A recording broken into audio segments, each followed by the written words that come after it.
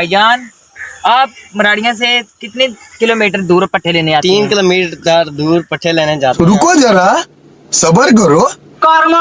और कितनी आपने भैंस रखी हुई है? 15। भाई ठीक हो गया, ठीक है, ओके बाय। चलो फिर रखिए आओ भाई ये देखिए भैया आपकी कितनी भैंसे हैं? 15 भैंसे हैं भाई। 15 भैंसे। ये आपका भाई यशपान जी भाई।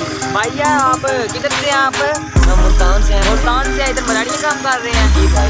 ओके भाई अल्लाह हाफिज़। भाईजान हमारी वीडियो आपको पसंद होगी, ऐसे ही प्लीज हमें सपोर्ट करते रहें और हमारी वीडियो भी काफ़ी ब्रेकिंग हो रही है, वायरल नहीं हो रही है, प्लीज़ यूट्यूब पर हमारी वायरल करें और हमें प्लीज़ आगे ऐसे ही कॉन्फिडेंस आता रहे और हम भी वीडियो बनाते रहें। Okay bye. कमेंट करें, लाइक करें, शेयर करें वीडियो बस, और सब्सक्राइब भी करें। बाय बाय, अगली वीडियो में